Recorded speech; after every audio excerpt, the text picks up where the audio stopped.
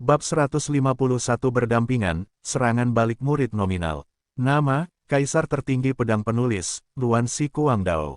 Plus matikan mengatur ulang, sebelum suaranya menghilang. Benar-benar, Ding Hao mencibir padanya dengan tinjunya yang tiba-tiba meledak. Apa? Yuan Tiangang langsung mengubah wajahnya.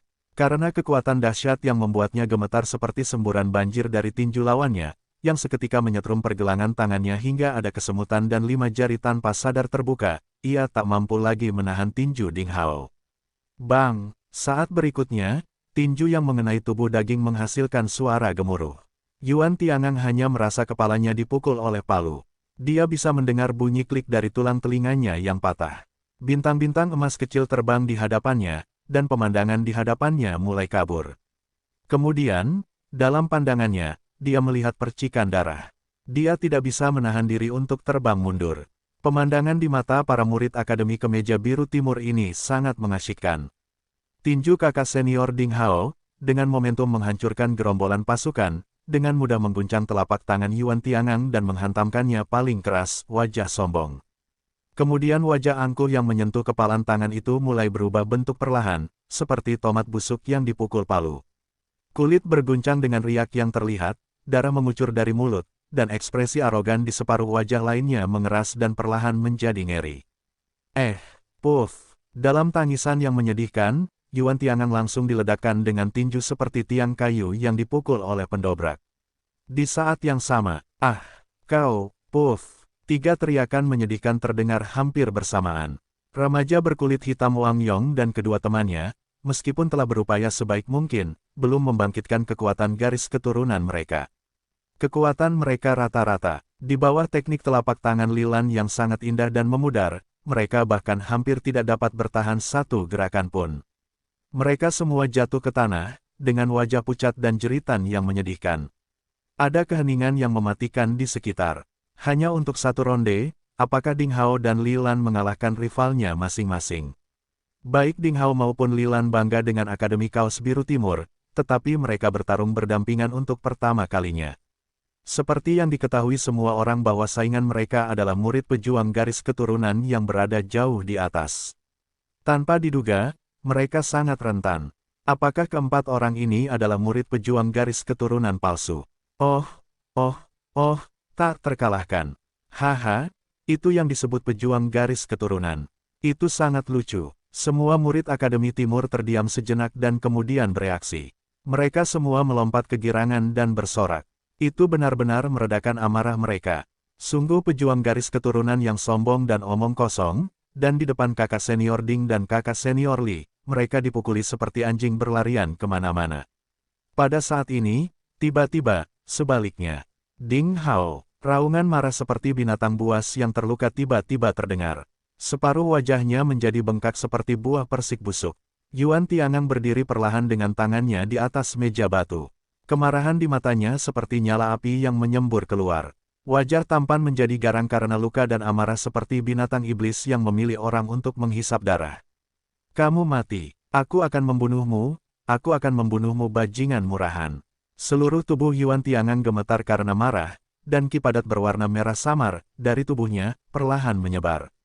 Ini adalah ki merah pekat, bukan darah. Itu adalah ki merah. Hampir dalam sekejap, wajah yang setengah hancur itu pulih dengan kecepatan yang terlihat dengan mata telanjang, daging yang bengkak kembali menjadi putih normal, dan darah di sudut mulut menghilang, seolah-olah dia tidak dipukul sama sekali, bahkan momentumnya melonjak ke level yang lebih tinggi. Sebuah kekuatan misterius, di dalam tubuhnya, benar-benar berubah dari tidak aktif menjadi meledak. Api merah, seperti riak, berpusat di tubuhnya, dan menyebar sedikit demi sedikit ke segala arah. Jubah Yuan Tiangang menggembung tanpa angin, dengan lengan bersiul dan rambutnya terangkat satu persatu. Apakah ini, kekuatan garis keturunan? Sangat buruk. Cacing inferior, inilah kekuatanku yang sebenarnya. Kamu membuatku marah, jadi aku ingin kamu mati. Mata Yuan Tiangang berlumuran darah merah, dia mengulurkan tangannya perlahan, dan memegang sepasang pedang berbentuk khusus dan perlahan menariknya keluar. 2 garis perak seperti bulan sabit langsung muncul di hadapan semua orang. Roh jahat yang dingin dan suram terpancar dari pedang seperti bulan sabit. Kedua pedang ini jelas bukan benda biasa. Ekspresi semua orang mengeras dan mereka berubah dari gembira menjadi bermartabat. Semua orang di sini adalah seniman bela diri. Mereka merasa sekarang kekuatan Yuan Tiangang lebih dari 3 kali lipat dari sebelumnya, seolah-olah dalam sekejap dia berubah menjadi orang lain. Momentum agresifnya yang mendekat membuat sebagian besar murid Akademi Kaos Biru Timur merasakan semacam perasaan tertekan hingga kehabisan napas. Apalagi semangat juang mereka pun tak bisa diilhami. Apakah ini kengerian para pejuang garis keturunan? Apakah memang ada jurang pemisah yang tidak dapat dijembatani antara manusia biasa dan favorit surgawi ini? Kecemerlangan di mata sebagian orang menjadi redup. Hahaha, kamu sudah selesai. Kakak senior Yuan Tiangang telah mengilhami kekuatan berdarah kemarin lusa, jadi dia masih merupakan darah peradangan roh jahat Yin kelas atas di peringkat garis keturunan kelas 2. Dia hanya bangun 120 darahnya, tapi yang pasti bukan kalian, orang-orang murahan ini yang bisa menolaknya. Wang Yong dan kedua temannya bangkit dan berdiri di belakang Yuan Tiangang, melakukan provokasi keji. Terutama Ding Hao, dan apalan, luar biasa kamu berani melawan kami para pejuang garis keturunan bangsawan ini, dan kamu mati. Aku akan memberitahu tetua inti sekte untuk mengusirmu yang tidak tahu apakah harus hidup atau mati, haha. Pecahnya kekuatan darah Yuan Tiangang membuat ketiga orang yang dipukuli oleh Li Lan seperti anjing ini menjadi sombong lagi. Mereka berpikir bahwa mereka secara alami mulia dan tidak pernah menaruh perhatian pada murid-murid biasa itu. Semuanya mundur. Ding Hao berteriak dengan marah dan meraih sesuatu dengan tangan kanannya di udara. Pedang setengah berkilauan dan setengah berkarat muncul di telapak tangannya dari cincin penyimpanan. Ekspresinya menjadi serius. Jadi bagaimana dengan pecahnya kekuatan garis keturunan? Biarlah, hari ini aku akan memberitahumu bahwa aku bisa mengalahkanmu sekali. Aku bisa mengalahkanmu 10 kali, 100 kali, 1000 kali. Pedang panjang itu miring ke tanah, dan Ding Hao tidak menunjukkan rasa takut. Rambut hitam panjang berkibar seperti air terjun. Di udara, kepingan salju putih yang indah, berkilauan dan tembus cahaya, diam-diam mengembun dan menari-nari di sekitar Ding Hao seperti peri putih. Embun beku putih keperakan menyebar di kakinya. Dengan cara ini, dia mendekati Yuan Tiangang selangkah demi selangkah tanpa kelemahan. Semua orang menahan napas dengan gugup. Bisakah murid biasa benar-benar menantang para pejuang garis keturunan? Bisakah mitologi pejuang garis keturunan yang tak terkalahkan dipatahkan? Li Lan sedikit bergerak tapi berhenti. Dengan lapisan kilau giok suet di telapak tangannya yang putih, dia diam-diam berdiri. Di belakang Ding Hao, jelas, dia siap mendukung Ding Hao yang membutuhkan. Wah, saat berikutnya, suara senjata yang menembus ruang terdengar di udara. Yuan Tiangang menantang lebih dulu. Dia menggerakkan tubuhnya sedikit, dan dua pedang di tangannya langsung berubah menjadi dua ular piton jahat. Tubuhnya membentuk lengkungan yang aneh. Petir seperti busur berputar ke arah Ding Hao untuk melepaskan ciuman kematian. Ding Hao berdiri diam dan membuat keterampilan pedang. Pedang berkarat itu dipandu oleh posisi bertarung, pilar dupa di udara. Dia memegang pedang di kedua tangannya dan berdiri tak bergerak di tempatnya. Dalam sekejap, lilitan pedang yang mematikan akan menimpa Ding Hao. Dia akhirnya pindah. Pergelangan tangannya bergetar dengan frekuensi yang sulit ditangkap oleh pandangan orang biasa. Pedang berkarat di tangannya tiba-tiba mengeluarkan dua pancaran cahaya yang tersebar dengan I Ching Qi yang sekilas meledak seperti dua pancaran petir perak sehingga langit terbagi menjadi bagian kiri dan kanan. Ding-ding, petir perak menyambar ular piton yang mati itu, mengeluarkan cincin yang menyenangkan dan ringan seperti lonceng angin. Kedua suara lembut ini seperti awal dari variasi. Selanjutnya, sebelum masyarakat siap secara psikologis, mereka mulai memukul dan mengagetkan gendang telinga dan jiwa setiap orang dengan rangkaian suara hantaman senjata cepat yang sedekat angin kencang dan hujan lebat menerpa pisang. Tubuh Yuan Tiangang sepenuhnya tertutup oleh cahaya pedang. Dan Ding Hao juga berubah menjadi cahaya pedang yang berputar. Sosoknya melintas sekilas. Cahaya pedang itu hidup dan mati. Bayangan pedang itu vertikal dan horizontal. Cahaya merah dan peraknya begitu cepat sehingga mustahil orang bisa menangkap pergerakan kedua orang tersebut. Pergerakan dua orang secepat kilat, melebihi batas kemampuan pandangan orang biasa untuk menangkapnya. Angin yang luar biasa kencang meluap dan aliran udara yang tajam menerobos udara, menghilangkan jejak mengejutkan pada kursi dan meja batu di sekitarnya. Pedang cepat vs pedang cepat. Keduanya sama-sama menggunakan teknik gerakan pencak silat yang cepat.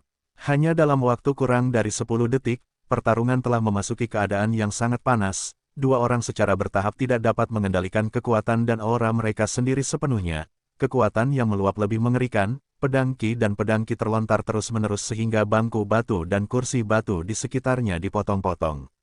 Simen Qiansui, Lilan dan murid lain dari Akademi Kaos Biru Timur semuanya mundur berturut-turut untuk memberikan arena pertarungan kepada dua petarung agar mereka tidak terpengaruh. Ini pertarungan yang mengerikan. Pertarungannya begitu sengit, beberapa kali lebih sengit dari final kompetisi 5 Akademi.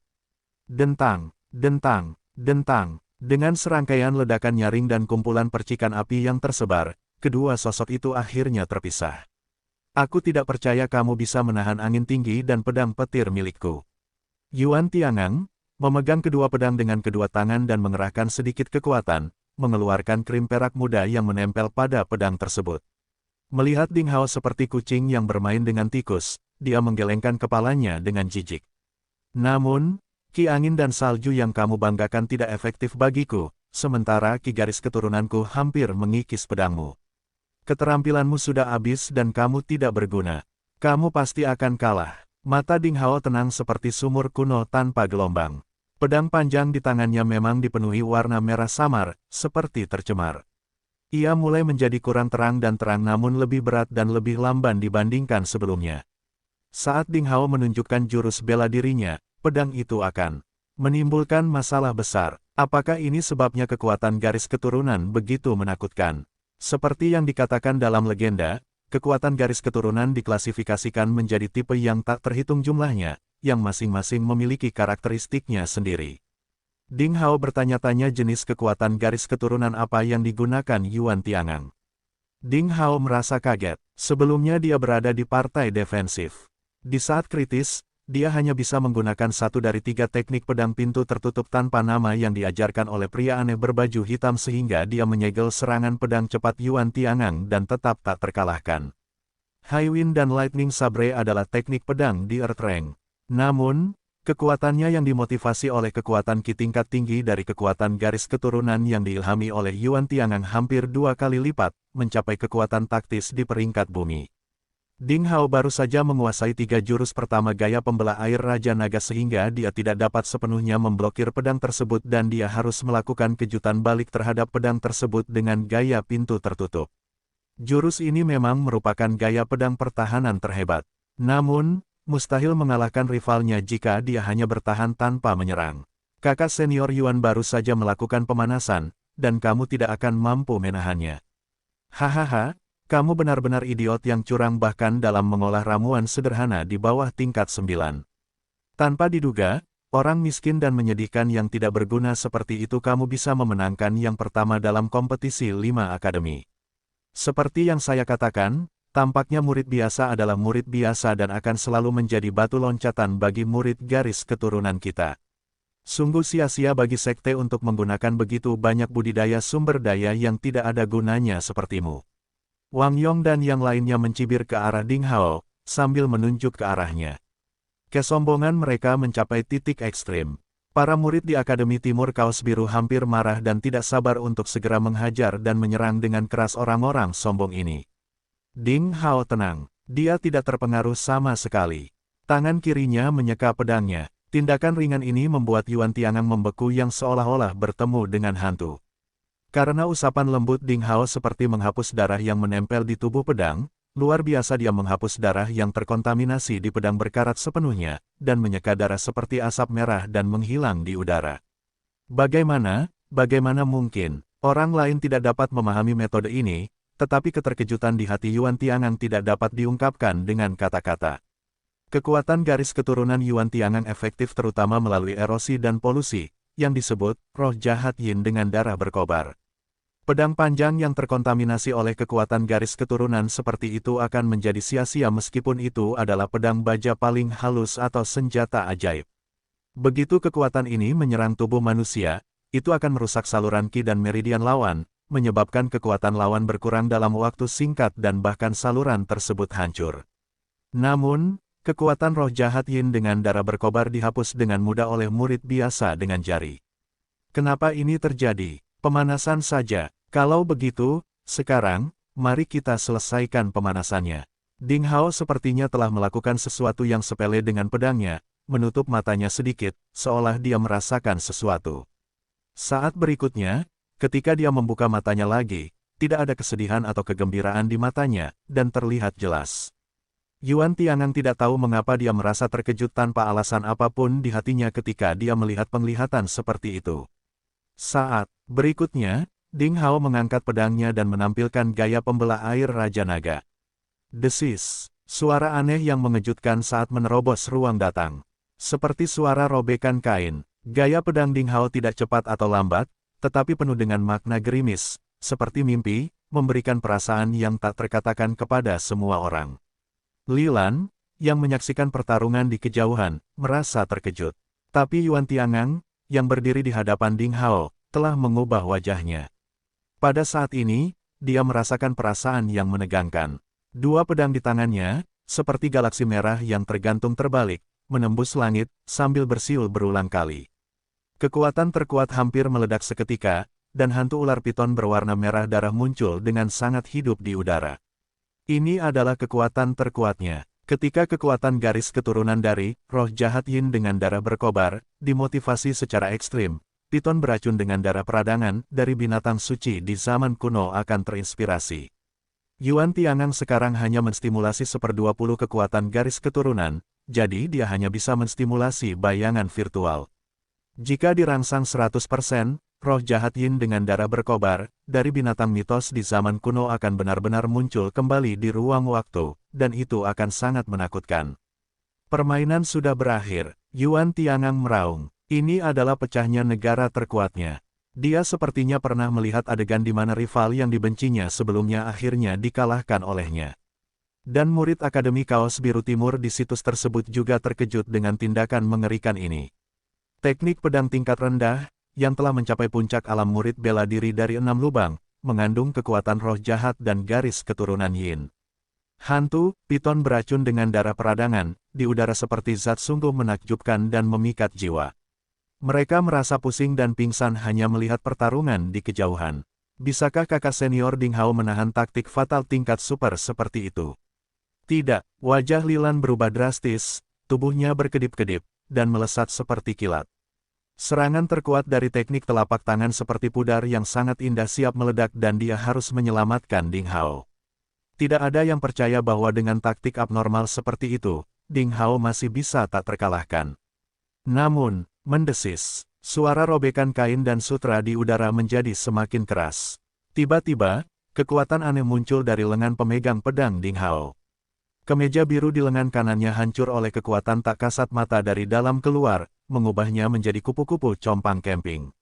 Dan pedang berkarat di tangan kanannya tiba-tiba mengeluarkan lingkaran cahaya perak yang lembut, tenang dan damai, dengan lembut melayang di udara dengan pandangan kontradiktif dari kombinasi lambat dan cepat. Ini adalah jurus kedua, naga terbang melintasi langit, dari gaya pembelah air Raja Naga. Cahaya pedang itu tampak seperti kilat yang menembus langit malam yang gelap.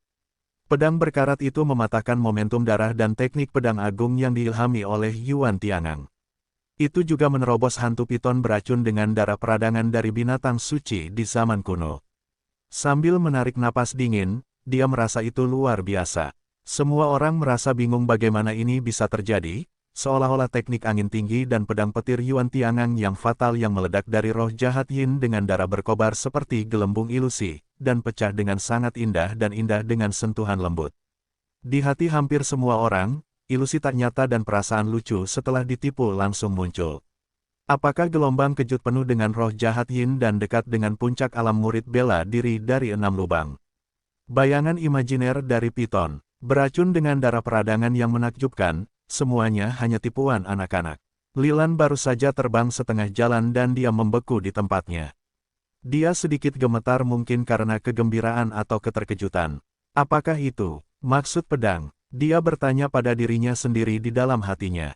Tidak, ini bukan maksud pedang, dan itu masih hanya maksud pedang kecil.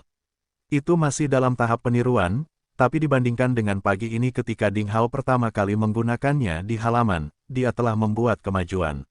Itu sudah cukup untuk pecahkan teknik garis keturunan fatal Yuan Tiangang yang serupa hanya dengan bentuk. Lilan memandang Ding Hao dengan mata yang rumit dan dia terkejut dengan pemahaman dan bakat buruk anak laki-laki itu. Dia telah membuat kemajuan sepanjang waktu. Setiap menit dan setiap detik dia telah membuat kemajuan yang buruk. Mungkin, setelah 3 tahun, dia benar-benar memenuhi syarat untuk melakukan kontes tatap muka dengan Mu Tianyang. Ah, Yuan Tiangang sepertinya bertemu dengan hantu. Dia terkena kekuatan tak kasat mata, berteriak dan terbang terbalik. Jeritan ini membuat semua orang tiba-tiba terbangun dari rasa bosan, hanya untuk menyadari bahwa pertarungan sepertinya belum sepenuhnya berakhir. Namun, semuanya hampir berakhir. Karena Ding Hao memecahkan teknik lawannya dengan satu gerakan pedang, tapi dia tidak ragu-ragu. Dengan pecahnya taktik, tubuhnya berubah menjadi kilatan petir. Dia segera menyusul Yuan Tiangang yang terbang terbalik, melompat dan turun tepat di depan wajah Yuan Tiangang.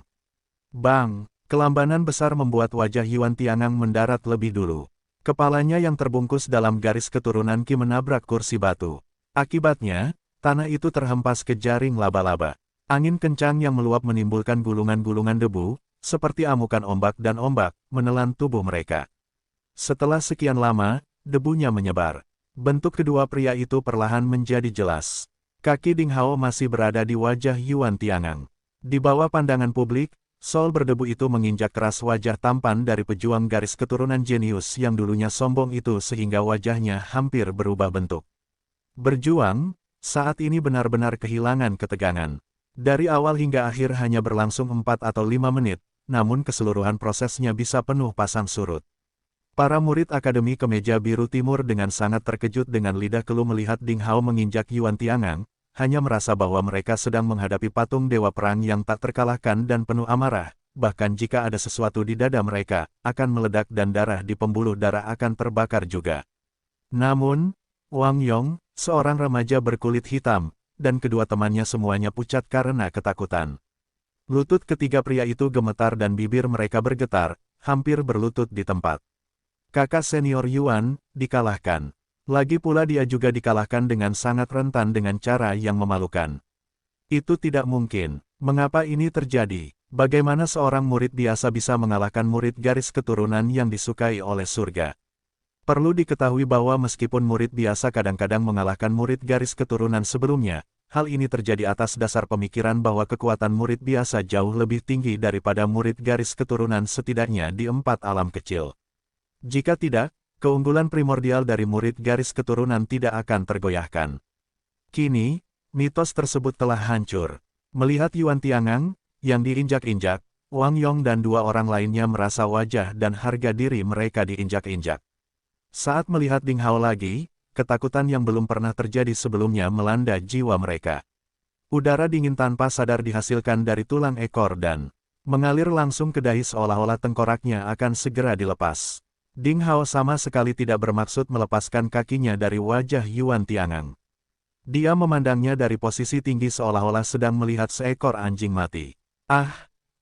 Tidak, aku tidak akan menyerah, Ding Hao. Aku tidak akan menyerah kepada murid nominal rendahan ketika aku mati. Kamu bisa menghinaku, tapi kamu tidak akan membiarkan aku memohon belas kasihan.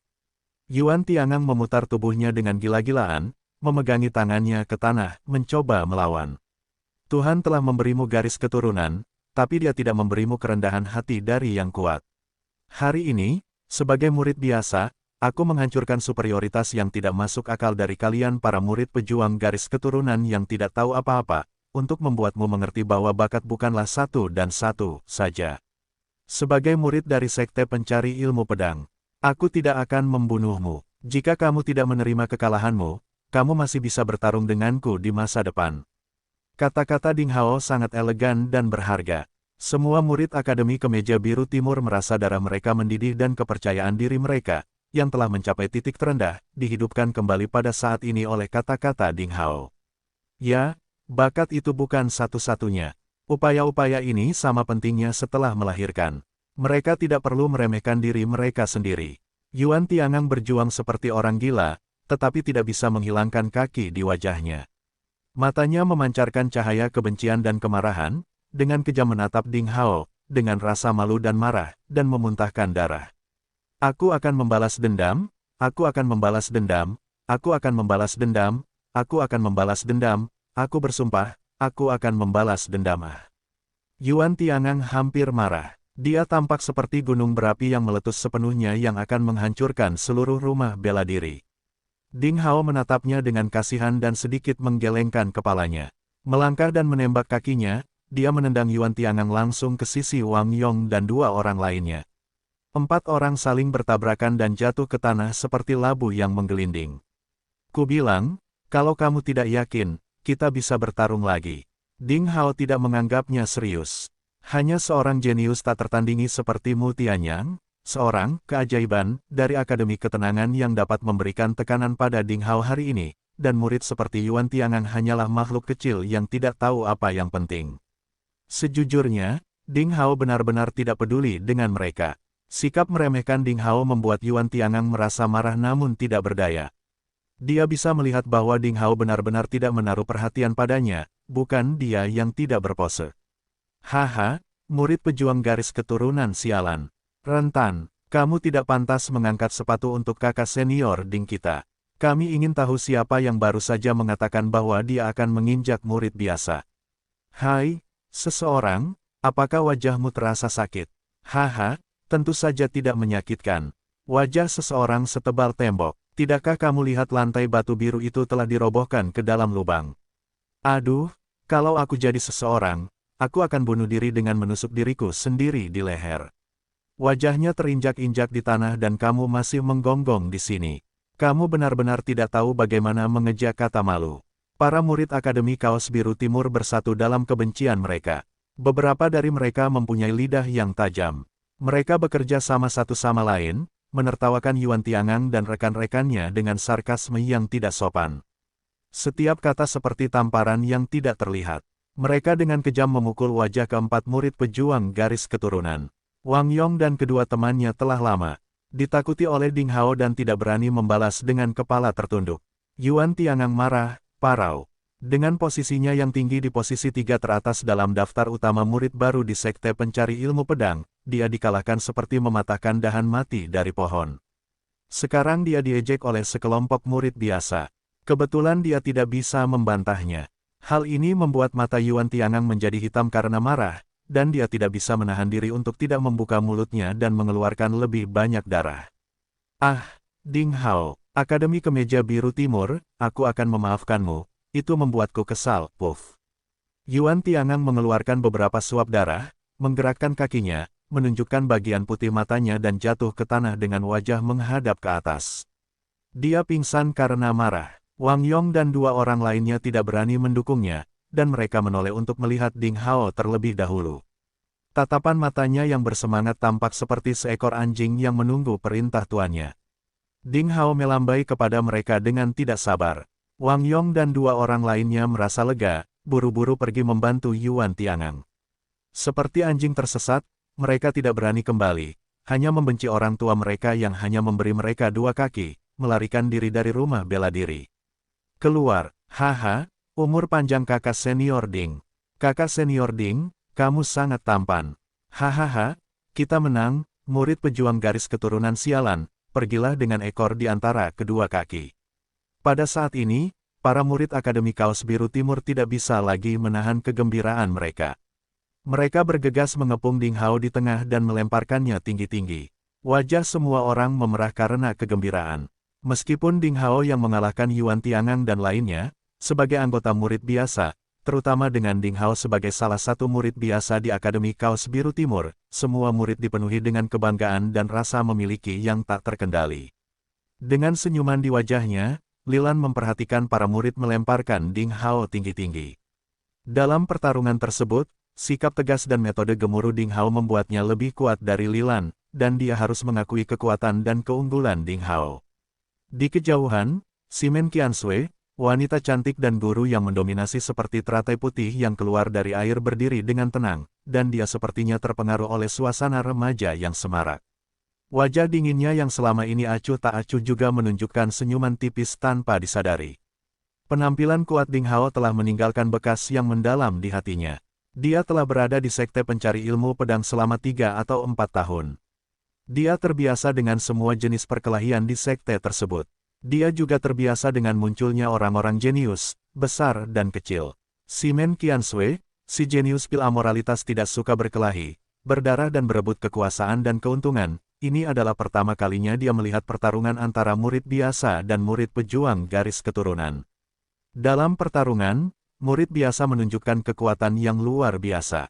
Ding Hao, pemuda ini tampaknya berbeda dari orang-orang yang pernah saya temui sebelumnya. Simen Qiansui tidak tahu mengapa ada pemikiran aneh di benaknya. Setelah berdiri diam beberapa saat seperti ini, senyuman kecil yang langka di wajah Simen Qiansui akhirnya perlahan menghilang. Dia berdeham lalu, dengan nada yang selalu lembut dan dingin, berkata dengan tegas, "Apakah cukup? Masih ada waktu 30 menit sebelum kelas selesai. Semua orang harus segera kembali ke tempat duduknya dan kita akan melanjutkan kelas kita." "Ah, apakah kita masih ada kelas? Nyonya, mengapa kita tidak pergi hiking bersama untuk merayakan kemenangan kakak senior Ding atas murid keturunan darah?" Bagaimana dengan ide ini? Beberapa orang memanfaatkan kesempatan itu untuk mendekati wanita cantik itu. Dasar kepala babi, sekarang sudah akhir musim gugur, dan kemana kita harus jalan-jalan? Kamu berkepala babi, kamu tidak mengerti temperamen dan minat, bodoh.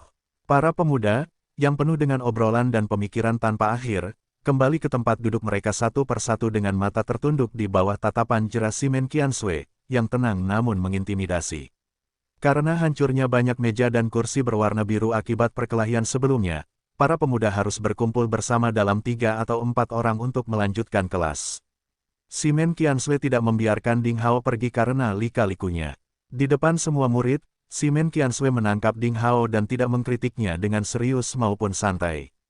Ding Hao dengan patuh menundukkan kepalanya dan dengan patuh mengakui kesalahannya. Melihat sikap Ding Hao, semua murid menutup mulut mereka dan tertawa karena Ding Hao sama sekali tidak memiliki ekspresi kuat yang tak terkalahkan. Mereka menyukai Ding Hao yang hidup, hangat dan dapat diandalkan seperti kakak laki-laki tertua di sebelah. Selama 30 menit berikutnya, Simen Qiansui memberikan ceramah dengan sangat serius. Mungkin karena dampak dari kejadian tersebut, hubungan antara para murid dan si cantik sedingin es, wanita yang mendominasi dan gurunya juga menjadi lebih dekat satu sama lain. Beberapa murid yang tidak mendengarkan ceramah dengan penuh perhatian kini menghadiri kelas dengan susah payah. Bahkan Wang Xiaoqi, sang pemuda, menjadi lebih patuh. Satu-satunya pengecualian adalah Ding Hao. Ding Hao memegangi pipinya dengan dua mata menatap kosong seolah sedang bermimpi tentang tempat lain atau sedang tidur dengan mata terbuka. Penglihatannya tidak memiliki panjang fokus. Melihat ekspresi malas Ding Hao, Simen Qiansui tidak bisa menahan amarahnya saat dia selalu tenang. 30 menit berlalu dengan cepat. Sekian saja untuk hari ini, Ding Hao.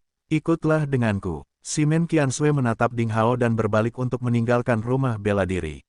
Di tengah cemoohan dari teman-temannya, Ding Hao akhirnya hidup kembali. Dengan wajah pahit dan kepala tertunduk, Ding Hao mengikuti guru cantik itu dan keluar kelas. Saya yakin Simen Qiansui, guru kami menunjukkan kasih sayang pada kakak senior Ding kami. Wang Xiaoqi berkata dengan nada hina. Ah, Dewi dalam pikiranku telah dibawa pergi oleh kakak senior Ding Hao lagi. Anak laki-laki lainnya penuh dengan kesedihan dan kemarahan. Kata-kata seperti itu bergema di benak semua orang. Beberapa orang berkata dengan tegas, saudara senior Ding hanyalah musuh publik semua orang.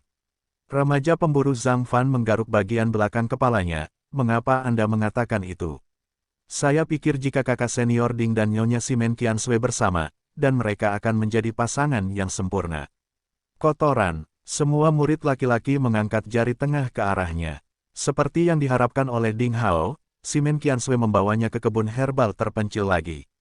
Itu berbeda dari terakhir kali mereka datang. Kebun herba saat ini sudah bermekaran dengan bunga-bunga indah, seperti brokat yang indah, yang sangat mempesona. Di penghujung musim gugur ini ketika ribuan rerumputan layu, tiba-tiba melihat rangkaian bunga yang begitu indah membuat orang merasa segar kembali. Ini adalah metode cerdas dari Master Rumput Spiritual. Dalam skala kecil, dengan penguasaannya terhadap tanaman herbal yang bersifat kebiasaan, ia mampu menanam rumput spiritual melawan musim. Beberapa pengetahuan tentang ramuan spiritual ditanamkan ke dalam pikiran Ding Hao oleh Master Pedang akhir-akhir ini, jadi Ding Hao tahu banyak tentang keterampilan Master Ramuan Keabadian. Dia diam-diam mengagumi si Men Qiansui. Gadis, anggun dan bersih seperti teratai putih ini jelas memiliki pengetahuan mendalam dalam pengobatan herbal. Dia tidak biasa seperti yang dia tunjukkan di kelas. Di depan kebun ramuan ini, lebih dari 10 jenis rumput spiritual tingkat 9 telah ditanam di luar musim. Waktunya baru setengah bulan dan waktu panen sudah dekat. Ding Hao, apakah kamu sudah memikirkan apa yang aku katakan terakhir kali? Si Men Qiansui berbalik dan berdiri diam di antara bunga-bunga, menatap Ding Hao dengan celaan dan penyesalan di matanya. Baiklah. Ding Hao menggaruk kepalanya ke belakang, mengangguk dan berkata, saya pikir Anda mengajari saya banyak hal. Rumput spiritual dan ramuan keabadian adalah ilmu yang sangat berguna. Saya bersedia mengalihkan upaya saya untuk mempelajarinya. Kamu tidak bersungguh-sungguh dengan apa yang kamu katakan.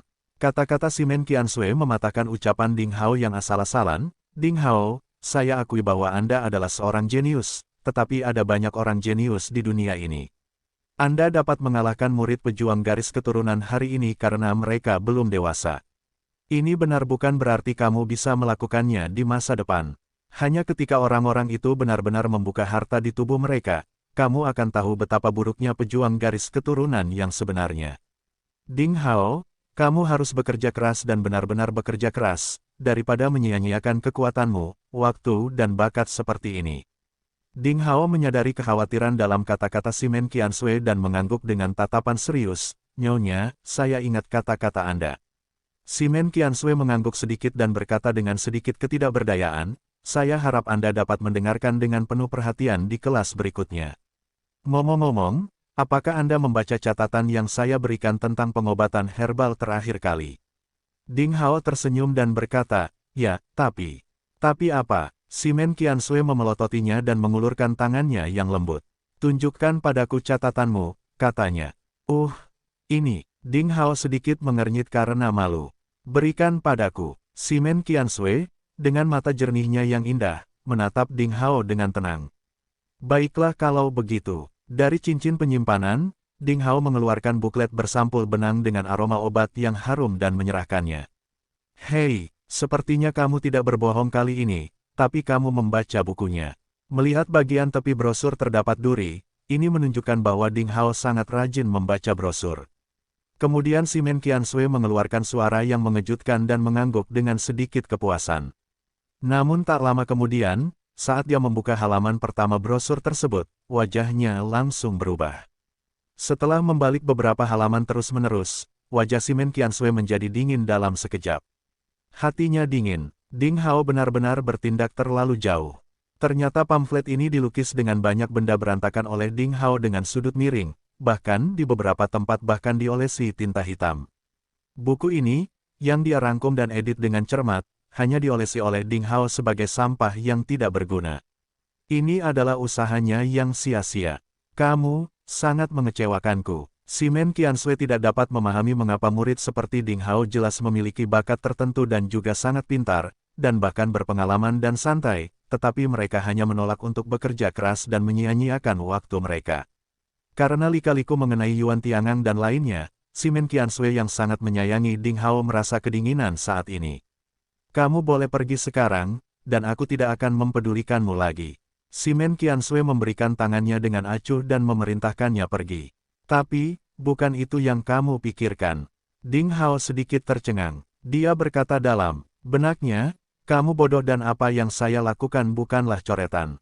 Tapi yang jelas, si Men Qiansui tidak ingin lagi mendengar apa yang dijelaskan Ding Hao. Dia berbalik dan memasuki gubuk bambu jauh di dalam kebun obat, meninggalkan Ding Hao di luar tanpa berbicara dengannya. Dia tidak ingin mendengarkannya lagi.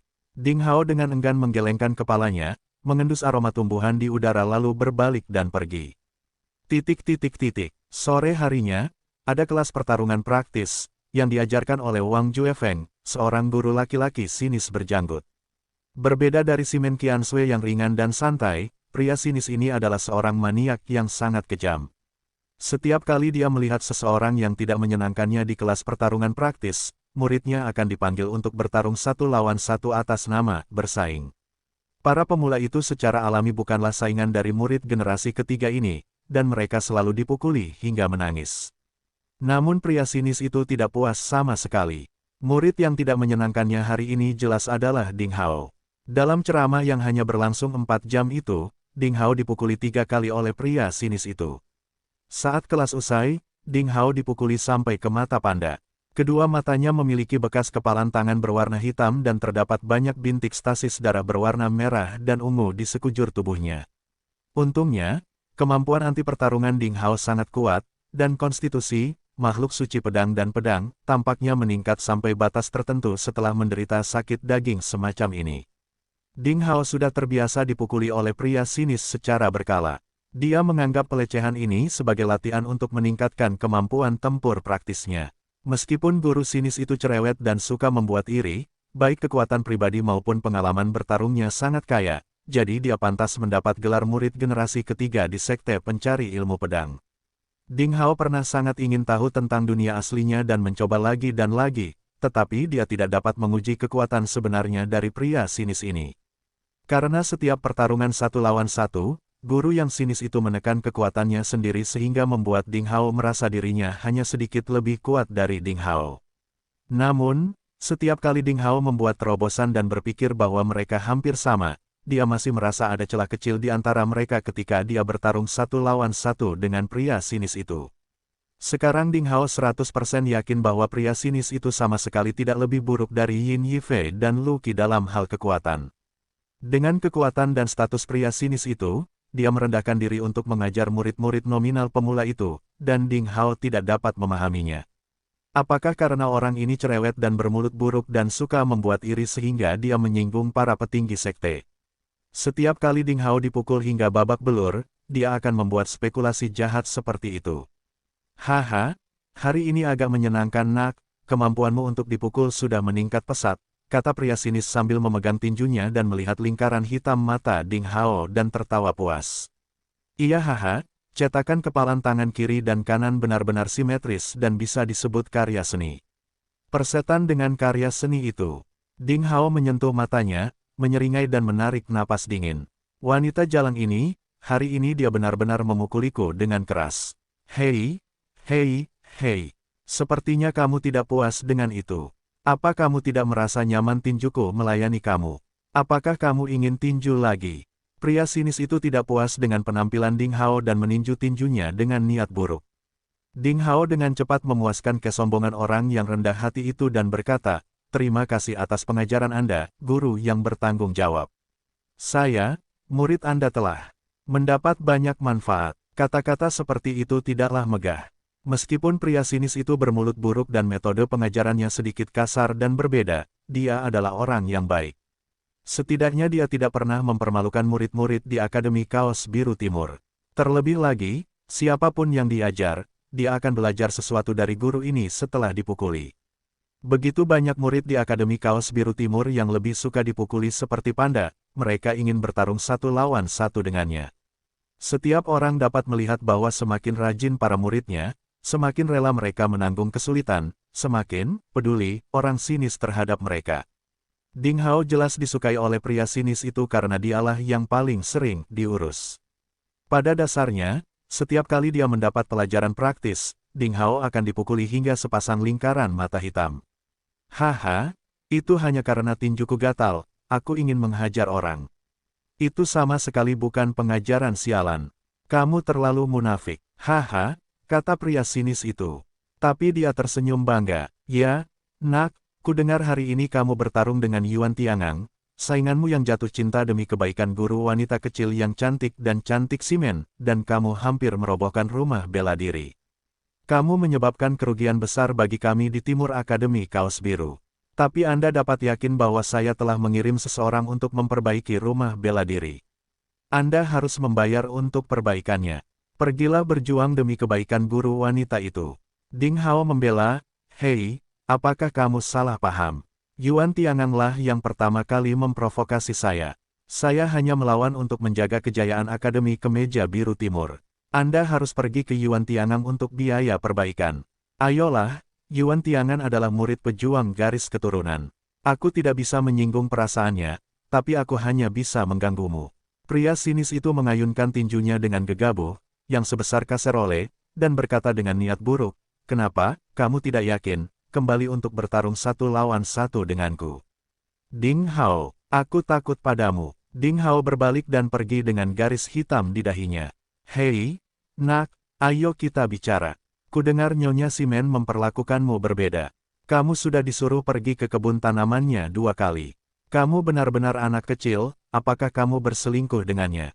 Pria sinis itu melintas dan muncul di sisi Ding Hao dengan wajah menyeringai, dan bertanya diam-diam. Ding Hao hampir terjatuh dan jatuh ke tanah, mulutnya berbusa. Sungguh seorang guru yang lebih tua. Anda harus memperhatikan citra Anda, bukan? Ini benar-benar sebuah gosip.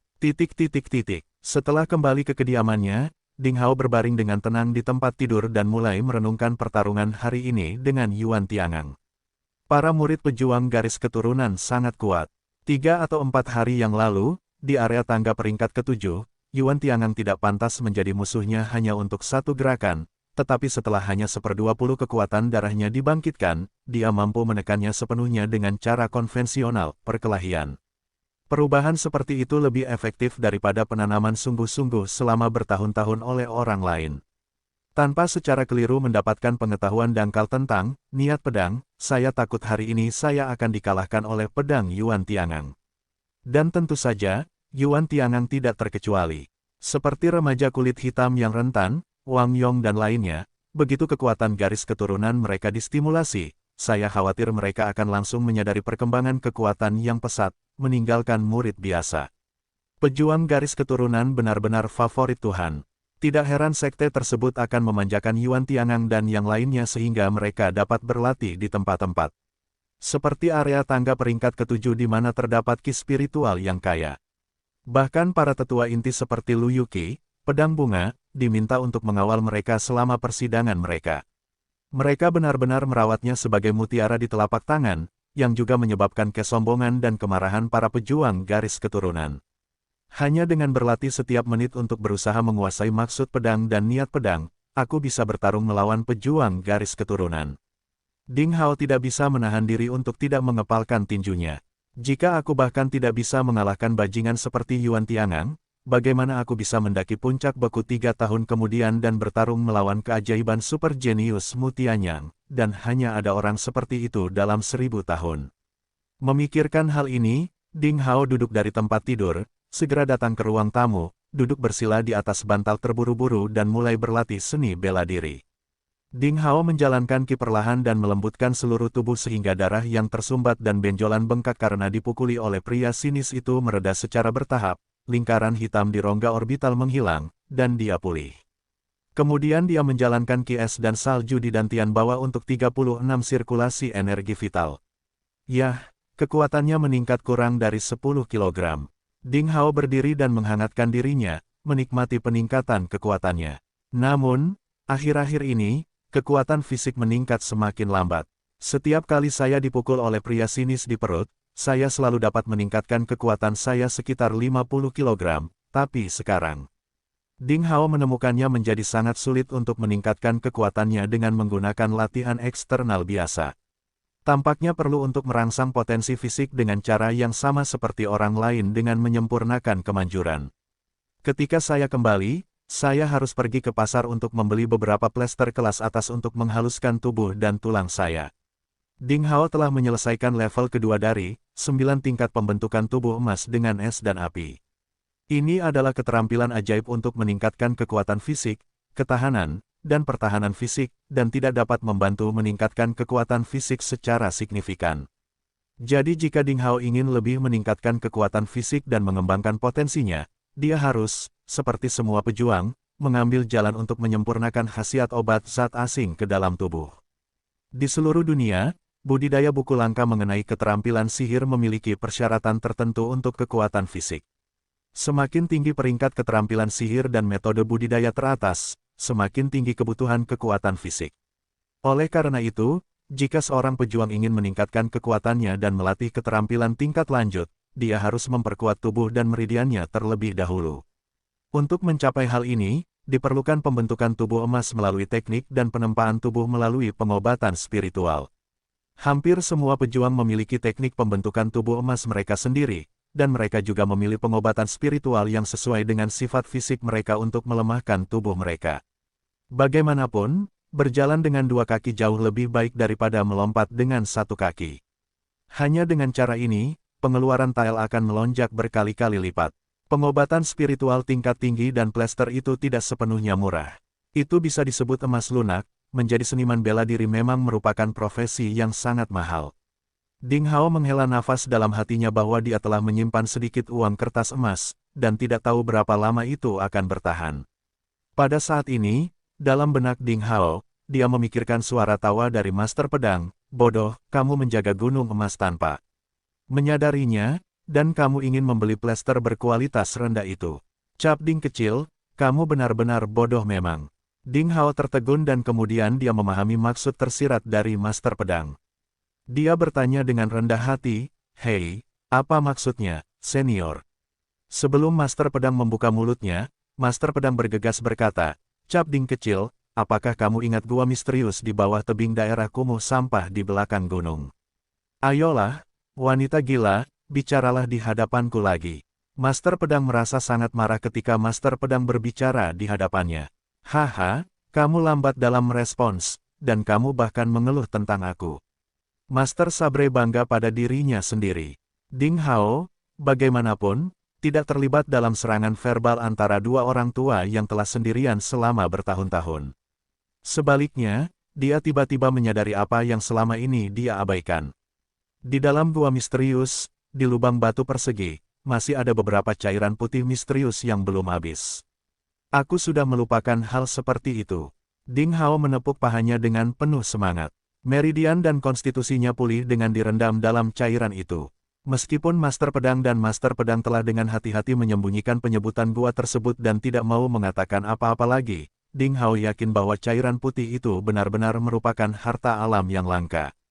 Faktanya, Ding Hao telah mengingat gua misterius itu selama beberapa waktu, tetapi dia tidak punya waktu untuk pergi ke sana. Sekarang dengan cincin penyimpanan, sangat mungkin untuk mengambil cairan misterius. Dengan mengingat hal ini, Ding Hao tidak ragu sama sekali. Dia mengganti pakaiannya dan segera menuju daerah kumuh di belakang gunung. Saat matahari terbenam, hanya ada satu sinar cahaya terakhir di cakrawala. Dedaunan musim gugur layu. Saat orang-orang melihat ke pegunungan, seluruh pegunungan dan dataran berwarna emas. Ini adalah musim terindah sepanjang tahun di Provinsi Salju. Dalam 20 atau 30 hari berikutnya, semua daun kuning akhirnya layu dan berguguran dari dahan, musim salju panjang akan tiba. Seluruh daratan akan tertutup salju putih.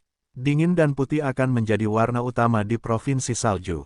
Dibandingkan dengan masa lalu, kawasan kumuh tidak berubah. Mereka masih penuh vitalitas dalam kekacauan. Orang-orang yang tinggal di sini gigih seperti rumput liar di tempat pembuangan sampah.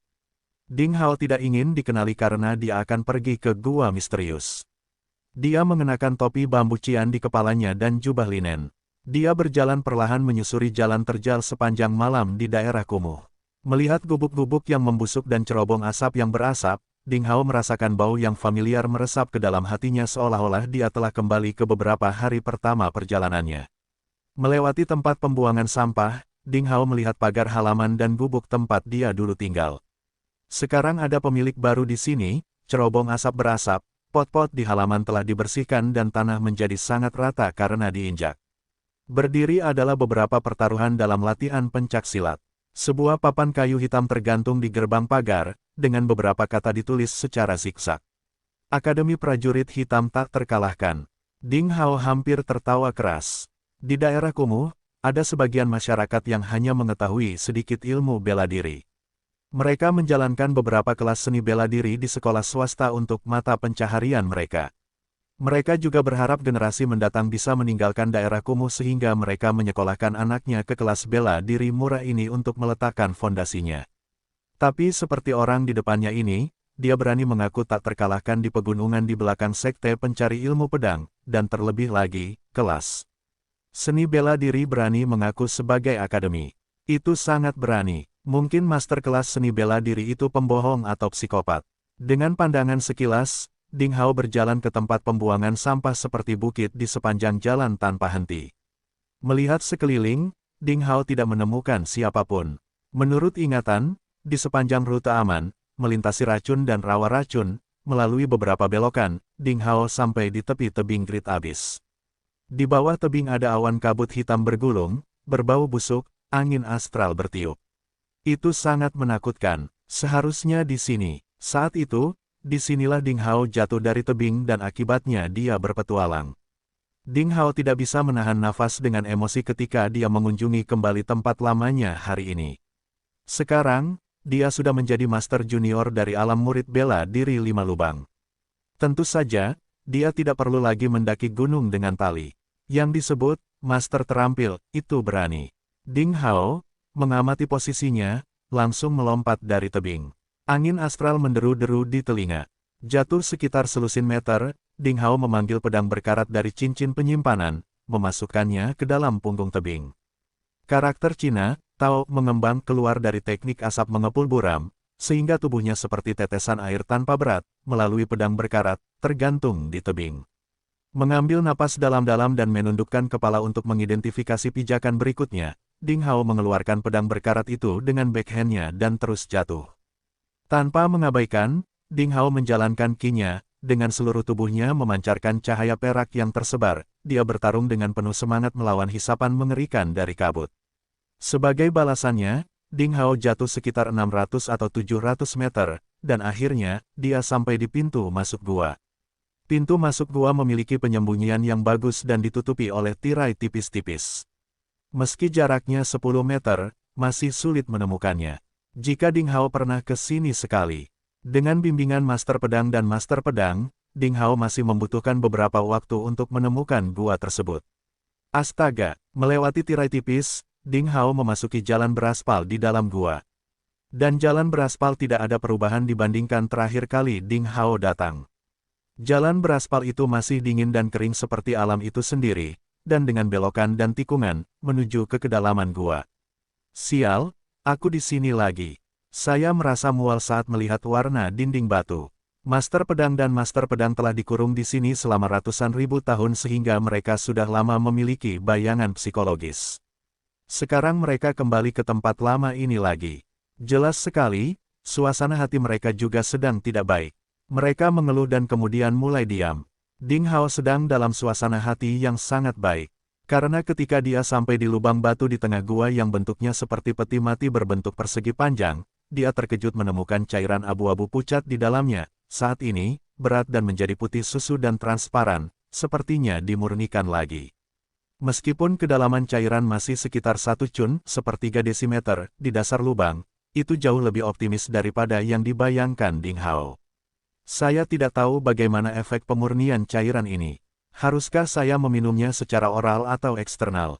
Ding Hao sedikit ragu-ragu. Bodoh, untuk meningkatkan sifat fisik, cairan harus diminum dan untuk melatih tubuh harus diminum secara eksternal.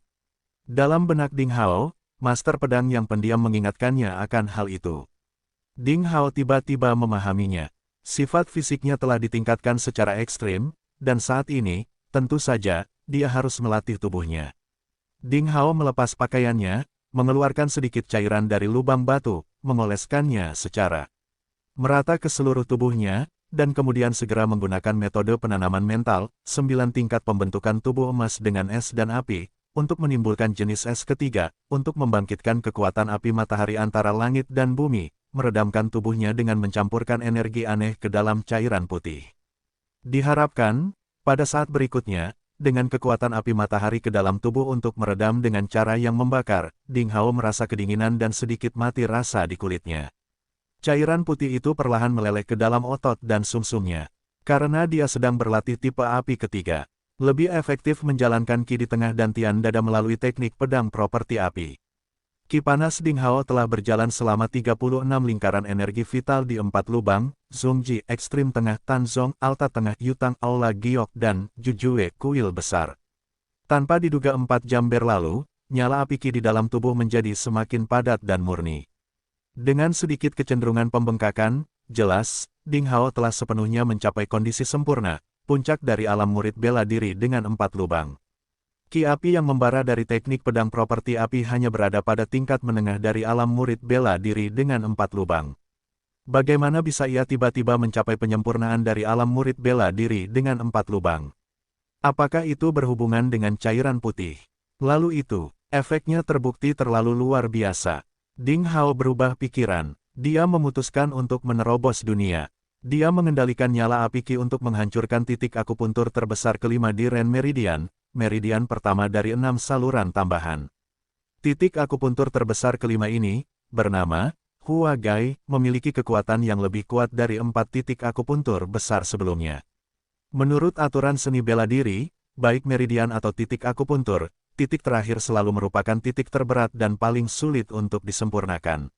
Ding Hao sudah merencanakan untuk memberikan dampaknya sejak lama. Apa yang tidak dia duga adalah gelombang nyala api Qi. Dampaknya melonjak luar biasa dahsyatnya. Kurang dari setengah jam kemudian, Ding Hao merasakan titik akupuntur Hua Gai terbuka dengan kilau merah. Nyala api Qi berputar dengan lancar di titik akupuntur Hua Gai dan mengalir secara otomatis di sepanjang jalur sirkulasi sistemik. Kecepatan Qi juga tiba-tiba meningkat, mencapai frekuensi 50 putaran per detik. Ini berarti titik akupuntur kelima Ren Meridian telah disempurnakan secara menyeluruh. Itu adalah terobosan. Ding Hao membuka matanya dan tidak bisa menahan senyum kegirangan. Luar biasa. Teknik pedang Qi akhirnya memasuki alam murid bela diri dengan 5 lubang. Selanjutnya, saya bisa terus berlatih ilmu pedang Qi es dan salju.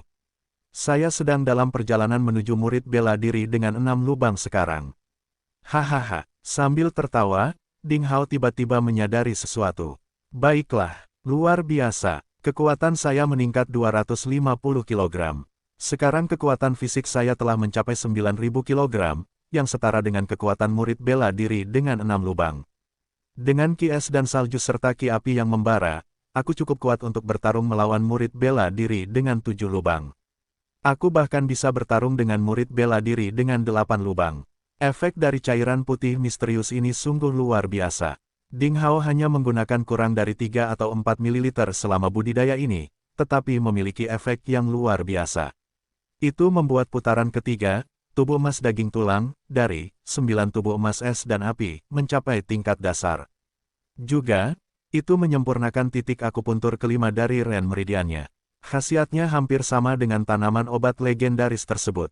Wow, hahaha, aku menemukan harta karun itu.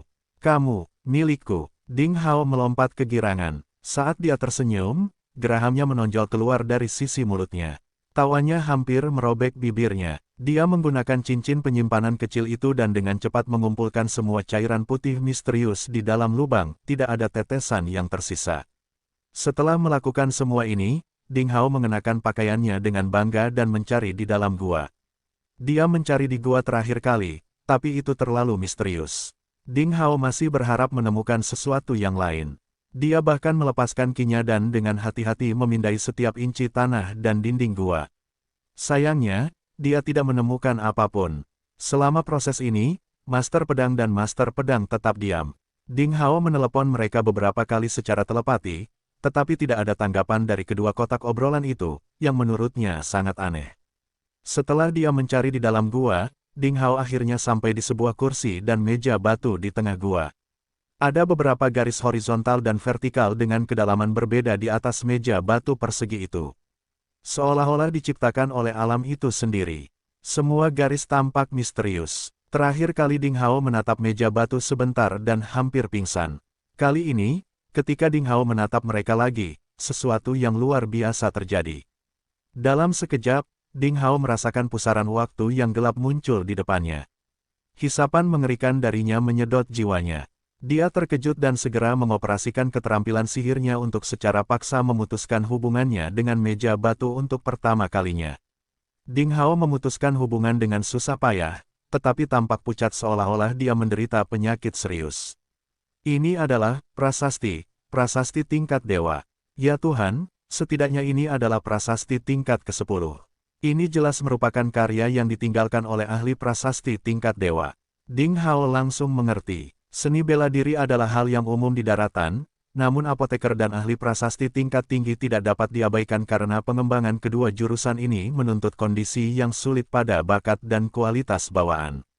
Selain itu, perbaikannya berjalan lambat sehingga jumlahnya relatif kecil. Namun apoteker dan ahli prasasti tingkat tinggi masih buruk dan berkuasa. Ada 12 tingkat ahli prasasti. Mereka yang berada di atas ahli prasasti tingkat 10 disebut ahli prasasti tingkat dewa. Para ahli prasasti tingkat dewa dengan santai mengukir prasasti tersebut di mana saja dan menuliskan formasi taktis, yang memiliki kekuatan untuk mengubah dunia. Misalnya, seorang ahli prasasti tingkat dewa dapat menghancurkan semua master dari 9 sekte di Provinsi Salju hanya dengan satu gelombang. Pada saat ini, Ding Hao mengira garis-garis yang terukir di meja batu mungkin adalah karya ahli prasasti tingkat dewa, yang membuat rahangnya ternganga. Prasasti tingkat dewa semacam ini adalah harta yang tak ternilai bagi semua pembuat prasasti. Wawasan kecil dan inspirasi apapun darinya akan cukup bagi seorang ahli prasasti biasa-biasa saja untuk menjadi master super yang populer. Namun sayangnya, meskipun Ding Hao belajar beberapa hari tentang penempaan dan prasasti dari master pedang, prasasti tingkat dewa terlalu sulit untuk dia pecahkan. Apakah gua misterius ini sebenarnya adalah kediaman ahli prasasti tingkat dewa? Namun keberadaan tertinggi terlalu miskin. Kecuali cairan misterius itu, tidak ada yang tersisa. Prasasti yang terukir ini seperti sebuah buku yang dikirimkan dari surga kepadaku. Saya tidak bisa mempelajarinya, jadi saya harus melepaskannya sekarang. Saya bisa mempelajarinya ketika saya cukup kuat di masa depan. Mungkin saya akan mendapatkan keuntungan yang luar biasa. Namun, gua ini penuh aura, menjadikannya tempat yang sangat cocok untuk pelatihan kedap udara. Ding Hao merenung sejenak. Dia menyusun rencana. Saat dia berbalik untuk pergi, sesuatu yang luar biasa terjadi. Dia mendengar suara kucing mengeong pelan. Apa-apaan? Apakah ada kucing di sini? Tidak mungkin. Ding Hao berbalik ke segala arah karena terkejut. Dia dengan hati-hati mencari di seluruh gua. Bahkan jika dia dapat menemukan seekor semut, bagaimana mungkin dia gagal merasakan seekor kucing? Tapi suara tadi jelas. Apakah dia menderita halusinasi pendengaran? Meong. Tepat ketika Ding Hao mengerutkan alisnya, suara meong samar lain terdengar di belakangnya. Sialan, suara itu membuat dagingnya merinding. Dia dengan takut melihat ke arah suara itu. Segera, dia tersentak. Seharusnya tidak ada apapun di atas meja batu, tetapi pada saat ini, ada bola rambut seputih salju seukuran telapak tangan.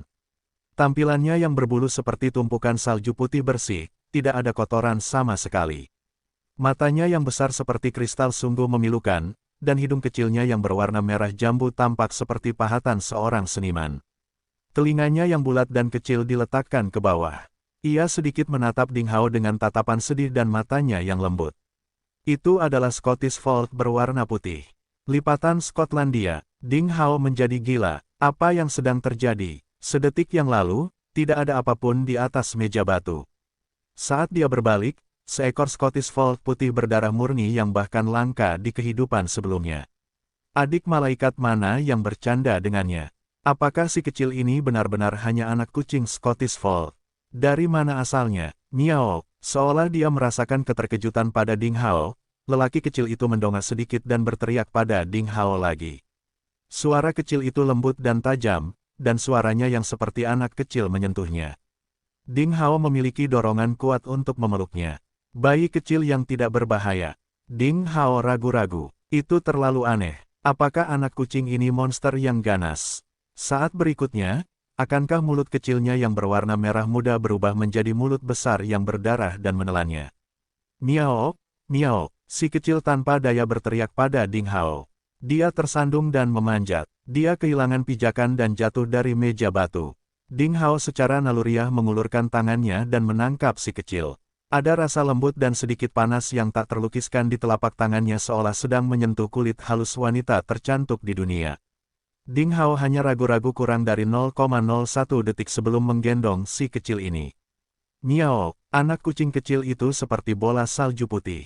Dia menangis dengan suaranya yang seperti anak kecil dan menjilat telapak tangan Ding Hao dengan lidah kecilnya yang berwarna merah muda. Sial, aku tidak tahan. Dia terlalu manis. Pria kecil ini benar-benar cantik. Ding Hao merasa hatinya meleleh.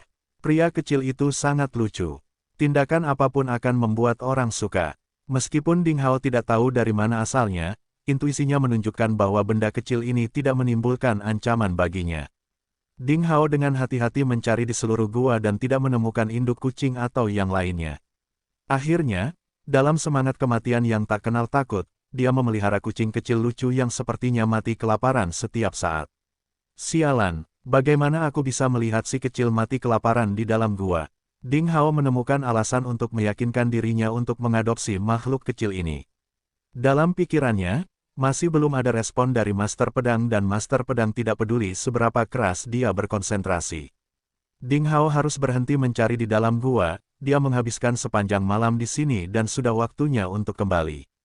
Dia sampai di pintu masuk gua dan menggendong kucing kecil itu. Dia menjalankan gerakan tubuhnya, terus-menerus.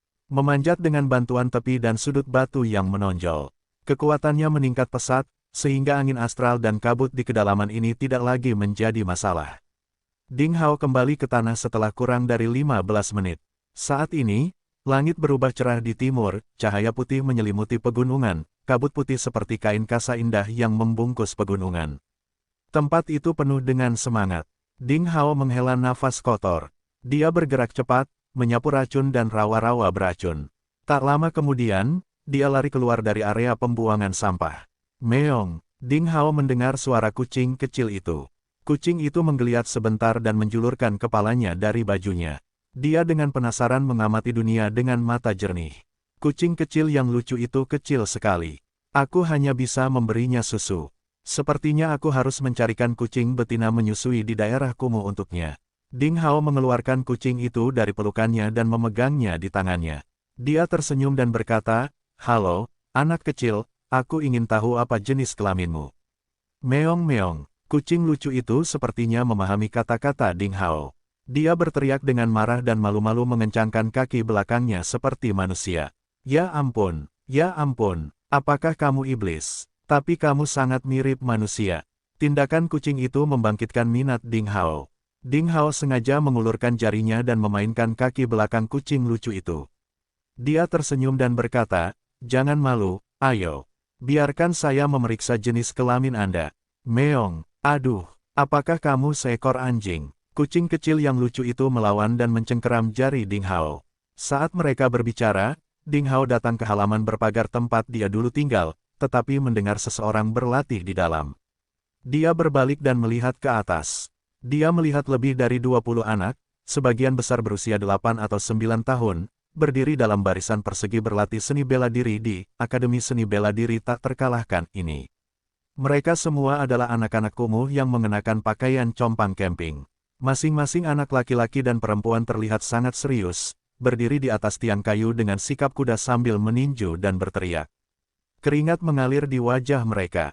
Seorang lelaki tua malang berdiri di dekatnya dan berteriak keras. "Apakah kamu merasa punggung dan kakimu sakit? Apakah Anda merasa dada Anda panas? Apakah Anda merasa tidak akan bertahan? Apakah kamu ingin menyerah?" Di bawah cahaya pagi, lelaki tua malang itu berteriak keras.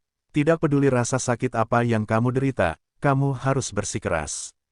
Jika kamu ingin meninggalkan perkampungan kumuh yang kotor ini, seperti Ding Hao, jenius dari Sekte Pencari Ilmu Pedang, kamu harus bekerja 100 kali lebih keras dari dia. Ingat, kamu adalah paria. Kamu rendah hati. Kamu tidak memiliki keluarga kaya. Jika kamu ingin mengubah takdirmu sendiri, kamu harus berlatih lebih keras. Sekarang aku bertanya padamu, bisakah kamu menaatinya?" "Ya, saya ingin menjadi murid Sekte Pencari Ilmu Pedang, sama seperti saudara Ding Hao. Saya ingin keluar dari daerah kumuh. Aku ingin ibu dan ayahku tidak bekerja terlalu keras." Suara lembut itu melayang tertiup angin pagi. Meski kaki anak-anak itu gemetar dan tampak nyeri, mereka tetap bertahan. Beberapa di antaranya menggigit bibir hingga berdarah. Mereka berdiri di atas tiang kayu dengan posisi kuda, meninju dan berteriak dengan fanatik. Ding Hao berhenti di luar halaman berpagar. Entah kenapa, dia merasa tersentuh. Mungkin karena dia sendiri pernah menjadi salah satu dari mereka, tinggal di daerah kumuh dan kumuh. Atau mungkin itu adalah kenangan pahit tentang tempat ini. Oleh karena itu, dia secara khusus memahami anak-anak ini dan betapa inginnya mereka untuk pergi. Teriakan remaja mereka yang melengking menghidupkan kembali Ding Hao. "Hei, siapa kamu? Beraninya kamu mengintip murid-murid kami di Akademi Kura-Kura Roh Tak Terkalahkan yang sedang berlatih." Orang tua malang itu menemukan Ding Hao. Ding Hao merasa sedikit terkejut. Meskipun dia tidak sengaja menyembunyikan ki-nya, teknik asap mengepul buram, miliknya telah mencapai tingkat awal dan itu akan mempengaruhi indera orang biasa, jadi tidak mudah bagi orang biasa untuk menemukannya. Namun, bagaimana lelaki tua malang itu menemukannya? Hei, kamu terlihat familiar, kamu. Haha, kamu Ding Hao. Orang tua malang itu menyebut nama Ding Hao. Kini keterkejutan Ding Hao berubah menjadi keterkejutan. Orang tua malang ini bukanlah seorang kenalan yang dia kenal sebelumnya. Dia seharusnya baru-baru ini datang ke daerah kumuh. Ding Hao telah menyamar, tetapi lelaki tua itu masih dengan mudah mengenalinya. Siapa dia? Ding Hao melepas topi bambu cian, dengan hati-hati menatapnya sejenak, dan menangis kaget. Hei, apakah itu kamu? Pencatut yang menjual sampah di pasar gelap. Ding Hao akhirnya mengenalinya. Orang tua malang ini adalah pencatut super yang menjual segala jenis manual tidak berguna di pasar gelap daerah kumuh. Teknik satu pedang untuk memulai perjalananmu, miliknya dibeli dari orang ini, yang menghabiskan banyak uang. Mencatut, orang tua malang itu sangat marah. Ada apa denganmu? Pernahkah kamu melihat pencatut yang baik hati? Saat dia berkata, matanya berputar lalu dia tertawa dan berkata, anak-anak, lihat. Sudah kubilang aku kenal Ding Hao. Bocah konyol ini adalah jenius yang keluar dari perkampungan kumuh. Dia adalah idolamu, Ding Hao. Anak-anak memandang Ding Hao dengan mata penuh semangat. Di bawah cahaya pagi, semua mata kristal itu murni dan baik hati, berkilau dengan cahaya yang berkilauan. Di masa lalu, nama Ding Hao telah tersebar luas di seluruh daerah kumuh. Sebelum Ding Hao, hanya sedikit remaja yang bisa bergabung dengan sekte pencari ilmu pedang, apalagi menjadi juara kompetisi 5 akademi. Rekor prestasi tersebut membuat Ding Hao tak terbantahkan menjadi idola seluruh remaja di daerah kumuh. Tidak ada remaja yang tidak bermimpi menjadi seniman bela diri. Bagi para remaja daerah kumuh, prestasi Ding Hao adalah impian yang ingin mereka capai. Bahkan jika mereka berasal dari kalangan rendahan, meskipun mereka tidak memiliki keterampilan seni bela diri tingkat lanjut yang baik, mereka juga memiliki hak untuk mengejar impian mereka. Ding Hao memandang para remaja itu dan tersenyum dan menyapa mereka. Senyumannya yang ramah seperti angin musim semi, menghilangkan jejak terakhir pengekangan dan keraguan di hati para remaja, dan mereka begitu bersemangat sehingga mereka melompat dari tiang pancang dan bergegas mengelilingi Ding Hao. Saudara Ding Hao, Saudara Ding Hao, seberapa kuat kamu sekarang? Saudara Ding Hao, kudengar para pemuda jenius, yang datang dari tempat lain, sekarang memanggilmu kakak laki-laki, kan? Saudara Ding Hao, apakah kamu masih mengingatku? Kami telah mencari harta karun di tumpukan sampah. Saya Erei, Saudara Ding Hao, saya bertekad untuk memasuki sekte pencari ilmu pedang, seperti Anda. Saudara Ding Hao, mana yang lebih kuat, kamu dan Guru Tiansu? Brengsek, tentu saja, Saudara Ding Hao lebih kuat. Guru Tiansu tidak memenuhi syarat untuk bergabung dengan sekte pencari ilmu pedang. Orang tua itu tidak senang dengan percakapan antara dua anak terakhir. Dia adalah Guru Tiansu, mereka. Anak-anak nakal ini punya istri dan melupakan ibu mereka. Mereka meremehkannya saat melihat Ding Hao. Para remaja itu tidak memperhatikan ekspresi lelaki tua malang itu.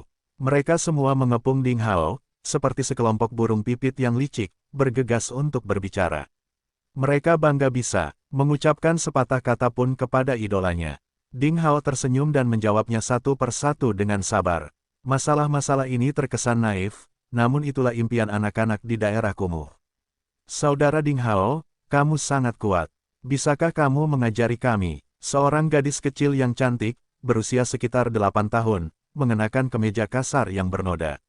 Satu kakinya tidak memakai sepatu, dan kulitnya benar-benar kecoklatan. Dia menatap Ding Hao dan matanya yang besar dipenuhi dengan harapan. Kata-kata itu membuat anak-anak lain menahan napas dalam sekejap. Jika saudara Ding Hao bisa mengajari mereka keterampilan seni bela diri, mereka pasti lebih baik daripada mengikuti Guru Tiansu. Di masa depan, mungkin mereka benar-benar bisa bergabung dengan sekte pencari ilmu pedang, seperti saudara Ding Hao. Hati anak-anak penuh dengan harapan. Sekelompok bajingan kecil, kamu tidak tahu apa-apa. Metode penanaman mental dari teknik bela diri sekte pencari ilmu pedang dilarang untuk diketahui oleh non-sektor. Jika Ding Hao mengajarimu, dia pasti akan dikeluarkan dari sekte. Apakah kamu mau menyebabkan masalah pada Ding Hao? Selain itu, Ding Hao sibuk dengan kultivasi. Apakah menurutmu dia punya waktu untuk mengajarimu? Guru Tiansu, yang malang itu sedang memarahi mereka tetapi tidak ada yang tahu apa yang dia pikirkan. Cahaya di mata anak-anak itu tiba-tiba menjadi redup. Mata kecewa gadis kecil itu berkaca-kaca. Dia menggelengkan kepalanya dengan bijaksana, dan berkata, saya tahu, ini kesalahan saya. Huan salah. Saya seharusnya tidak menanyakan pertanyaan bodoh seperti itu. Tidak apa-apa, Guru Tiansu, juga sangat baik. Kami baik-baik saja dengannya. Ding Hao tiba-tiba merasa sangat sedih. Betapa bijaksananya anak itu. Dia memikirkan dirinya sendiri. Dia memikirkan tahun-tahun tragis yang telah dia lalui. Dia kesakitan, bingung, dan gigih. Dia ingat saat dia menerima cukup banyak tatapan dingin dari orang lain. Tanpa ragu, Ding Hao mengulurkan tangan dan menyentuh kepala gadis kecil bernama Huan. Dia berkata sambil tersenyum, jangan dengarkan orang tua jahat ini. Tidak ada yang bilang aku tidak bisa mengajarimu. Gadis kecil, jangan menangis. Aku berjanji setiap hari aku harus meluangkan waktu 1 jam untuk datang dan mengajarimu tentang teknik bela diri. Anak-anak tercengang. Gadis kecil Huan juga tercengang. Kebahagiaan datang terlalu tiba-tiba, dan semua orang tidak percaya dengan apa yang mereka dengar. Setelah sekian lama, anak-anak itu tiba-tiba melompat kegirangan, berteriak-teriak. Beberapa dari mereka bahkan menangis. Mereka berasal dari kalangan rendahan dan mustahil bagi mereka untuk dilatih dengan seni bela diri ortodoks. Dibandingkan dengan rekan-rekan dari keluarga besar, beberapa dari mereka sangat berbakat, namun mereka kalah di garis start. Begitu mereka melewatkan masa keemasan peletakan fondasi, mereka selamanya merindukan seni bela diri. Orang seperti Ding Hao yang bisa mengubah nasibnya sendiri agak jarang. Hidup di dunia ini, meski masih sangat muda dan cuek, mereka sudah memahami hukum rimba setelah mengalami tekanan untuk hidup. Saat ini, nasib mereka akhirnya berubah. Cahaya harapan bersinar di hati mereka. Sial, kamu merampas pekerjaan orang tuamu. Orang tua malang itu mengeluh, Ding Hao, kamu terlalu buruk.